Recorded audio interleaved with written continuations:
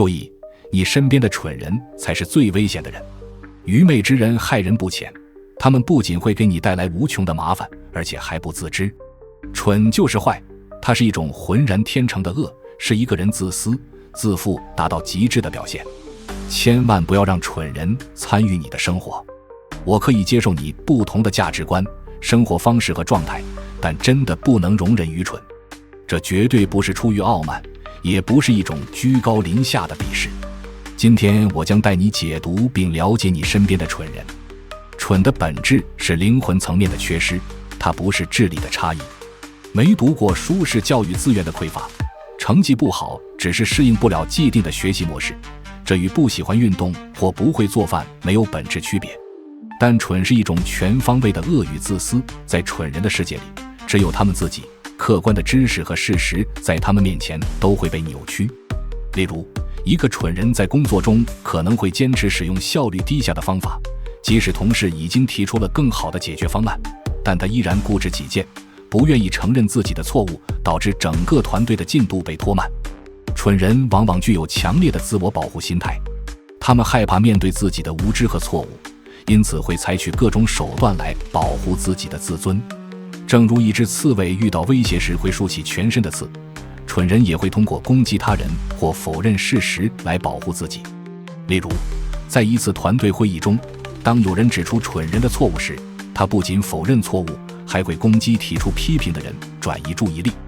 这种行为使得他在团队中难以合作，并且阻碍了自身的成长和进步。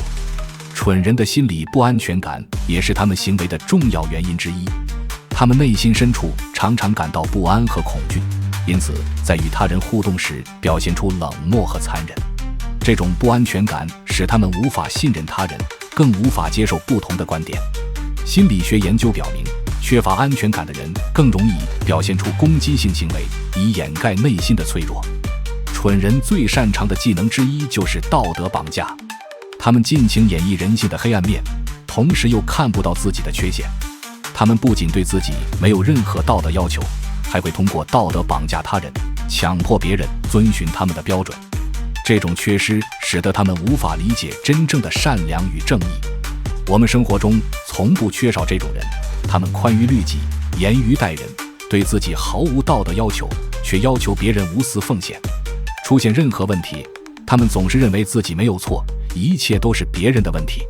例如，一个蠢人在工作中未能完成任务，却指责团队成员没有及时提醒他，而完全忽略了自己的责任。蠢人对错的扭曲更是令人防不胜防，他们总是能够以某种方式将错误合理化，认为自己永远是对的。即使面对客观的事实，他们也会选择性的忽视或扭曲这些信息，以维持自己内心的自洽。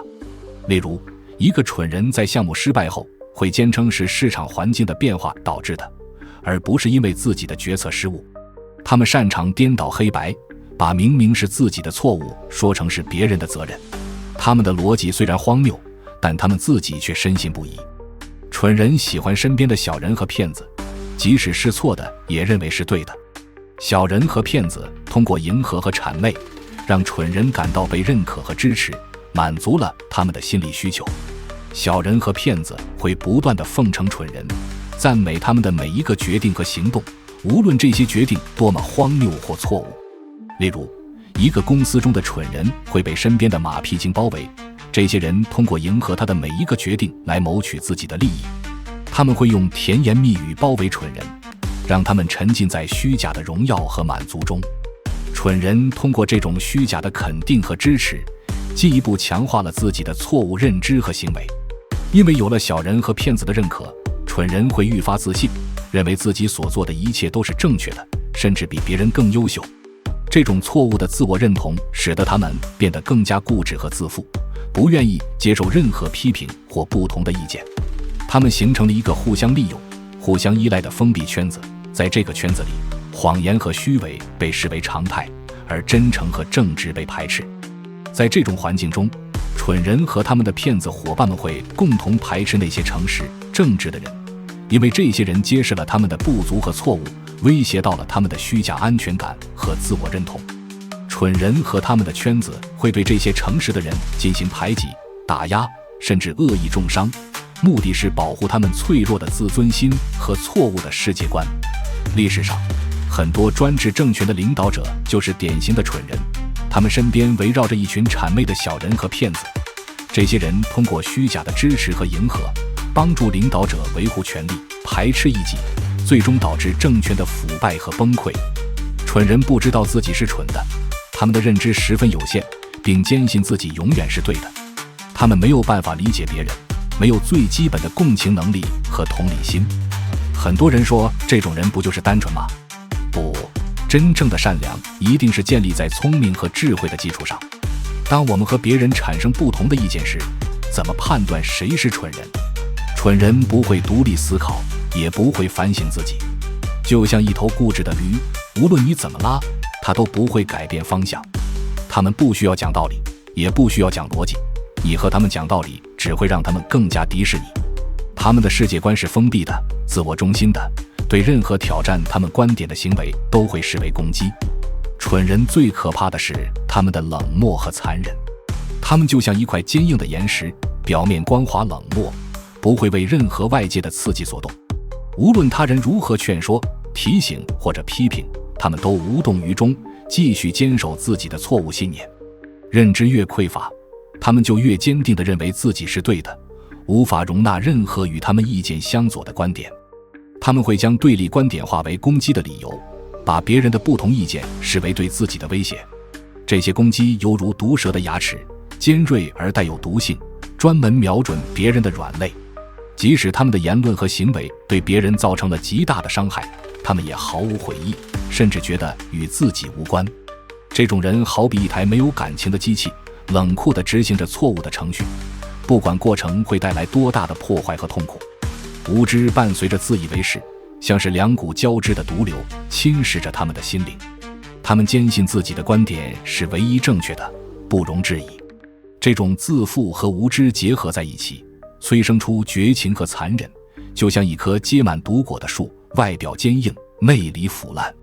他们的冷漠和残忍表现在对他人感受的漠视上，丝毫不在意自己的行为是否会对别人造成伤害。这些人往往缺乏最基本的共情能力和同理心，像一座孤立在情感世界之外的冰山，四周寒冷刺骨。他们对他人的痛苦无动于衷，甚至可能通过他人的不幸来获得一种扭曲的满足感。在他们的世界里，只有自己是重要的，其他人都是可以忽略或利用的对象。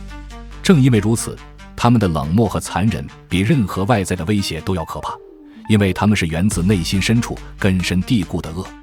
很多人觉得一个人懂得太多是件可怕的事，因为他能看透人性，透视心思。实际上，一个人懂得越多，包容性也越强，更能理解你。最可怕的是无知的人，他们不断制造麻烦，并把这些麻烦推到别人身上。家庭和勤奋等因素可以决定一个人的起点和下限，但认知决定上限。如果一个人的认知不够，无论他多么勤劳、聪明或者学历再高，成就也是有限的。